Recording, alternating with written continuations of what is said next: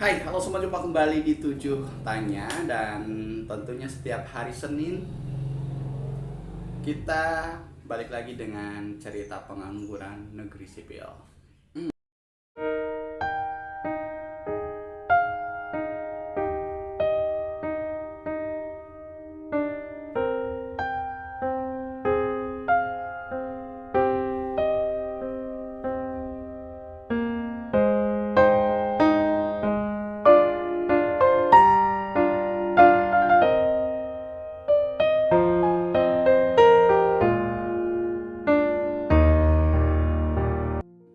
Menganggur itu tidak enak.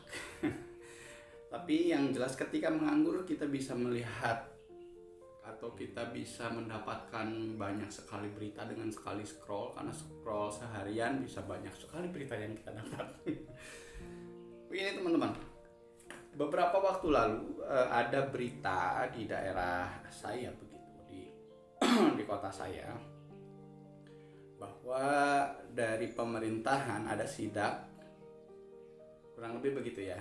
Ini di berita ada pun dari teman saya yang bekerja juga, saya dapat informasi tersebut. Ada dari pemerintahan sidak ke perusahaan-perusahaan yang ada di kota ini. Kemudian ternyata didapati adanya kegiatan pungli, ataupun kalau bahasa yang lebih dikenal di dunia pekerjaan, ada admin masuk untuk bekerja di tempat tersebut.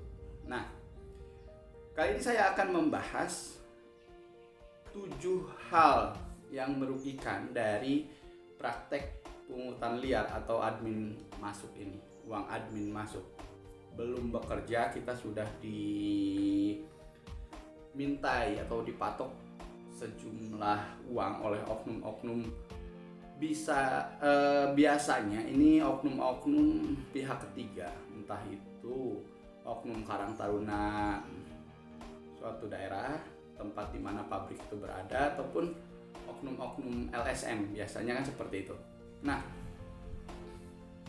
apa saja sih 7 kerugian atau 7 hal merugikan dari praktek ini? Yang pertama, ini memperburuk citra, mempersuram wajah pengangguran di negeri ini. Kita tentunya sudah sering mendengar jumlah pengangguran yang banyak, pengangguran yang akhirnya menjadi sampah masyarakat. Dengan begini, tentu ini akan lebih memperkeruh wajah pengangguran negeri ini. Memperkeruhnya seperti apa? Bayangkan kita yang mau kerja yang harus bayar. Sedemikian eksklusifkah bekerja di negeri ini? Gitu kan? Jadi untuk bekerja saja kita bayar, padahal kita dibayar harusnya ketika sudah bekerja. Tapi ini untuk masuk kerja saja bayar gitu. Ya gimana ya? Mending kalau misalkan murah. Kalau kata di sayanya mah gini, mending lamun masuk akal nominalna teh. UMR di kota saya cuma sekian, sementara uang masuknya 2 kali gaji UMR tersebut gitu.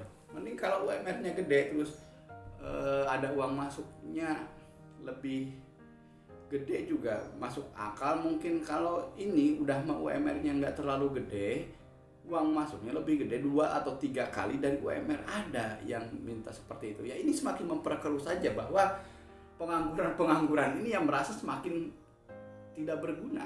Untuk pekerja saja kita harus bayar loh. Jadi nggak berguna. Kita itu sedemikian hinanya kah orang-orang yang nganggur ini, sehingga untuk bekerja saja harus mengeluarkan sejumlah uang. Aneh kan? Nah, yang kedua, hal ini atau praktek ini juga memperpanjang rantai kemiskinan. Kita itu yang tidak bekerja itu, yang pengangguran ini, salah satu alasan menganggur itu ya karena pertama tidak bisa sekolah, karena kita butuh yang namanya pundi-pundi rupiah, atau kondisi keuangan kita tidak memungkinkan untuk kuliah, sehingga akhirnya nganggur, tidak bekerja, atau juga misalkan sebelumnya dari perusahaan lain dan sudah habis kontrak, sehingga masalah ekonomi ya tentu saja menjadi belitan-belitan yang akhirnya membelit kita sehingga membutuhkan pekerjaan baru. Nah, ini udah miskin, dipintai uang, ketika bekerja uang itu dibayarkan, sementara kontrak kerjanya pun tidak sepanjang yang kita harapkan. Misalkan taruhlah begini, UMR misalkan 2 juta misalnya, 2 juta. Sementara para pemungut liar ini meminta admin masuk 6 juta. Itu kan 3 kali gaji. Sementara di kontrak hanya 3 bulan bekerja ya. Nggak masuk dong hitungannya. Nah, ini semakin memperpanjang rantai kemiskinan di negeri ini, khususnya di daerah tersebut gitu.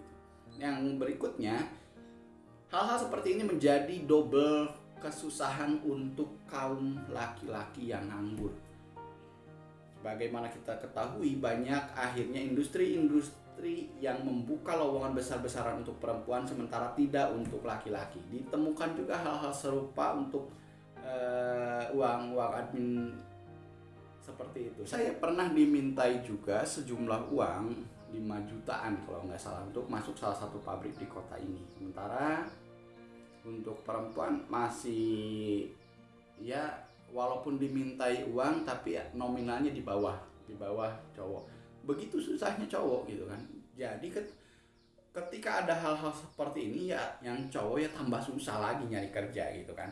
Nah, berikutnya, hal-hal tersebut ini bisa menyuburkan praktek-praktek kecurangan lain dalam dunia kerja. Dari awal sudah ada uang masuk, makanya ketika bekerja pun pasti banyak sekali kejanggalan, mulai dari misalkan secara administrasi kita bekerja, saya misalkan Ajay, tapi di data perusahaan namanya misalkan jadi Beni gitu, dan seterusnya banyak sekali kejanggalan dan kecurangan yang bermula dari praktek-praktek seperti ini. Karena misalkan dari perusahaannya sebenarnya nggak keterima, tapi karena akal-akalan oknum pihak ketiga ini jadi dimasukkan dengan nama orang lain, misalkan seperti itu. Ada juga yang seperti itu. Nah, berikutnya, hal-hal seperti ini bisa juga membentuk karyawan-karyawan yang hanya money oriented. Jadi bekerja itu ya cuma dapat uang, selesai, pulang. Enggak seperti karyawan teladan yang mencintai pekerjaannya akhirnya, karena tuntutan harus bekerja, tuntutan dari keluarga, lingkungan dan sebagainya harus bekerja. Akhirnya ketika kerja harus menyetor sejumlah uang yang didapat ya harus disetorkan lagi gitu kan, untuk bayar yang tadi masuk, misalkan seperti itu.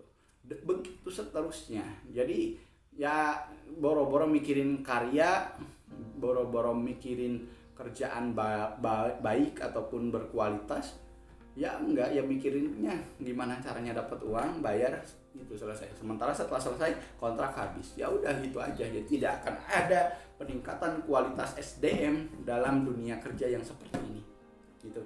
Nah, berikutnya ini juga merupakan citra buruk bagi perusahaan-perusahaan yang membiarkan atau yang bekerja sama dengan pihak ketiga memungut uang, walaupun misalkan perusahaan tersebut tidak tahu menahu sama sekali, tetap aja citra perusahaannya yang jelek. Misalkan saya masuk ke perusahaan A, terus oknum Karang Taruna di sana memintai saya sejumlah uang, saya akan ngomong saya masuk ke perusahaan A dengan sejumlah uang. Tidak akan dijelaskan saya masuk ke perusahaan A dan bayar uang ke Karang Taruna A misalkan seperti itu. Enggak, gitu kan. Jadi ini menjadi citra buruk bagi perusahaan dan tentu saja ini menjadi citra buruk dari dunia kerja itu sendiri. Serta tentunya akan menyeret pihak-pihak yang terkait. di dalamnya.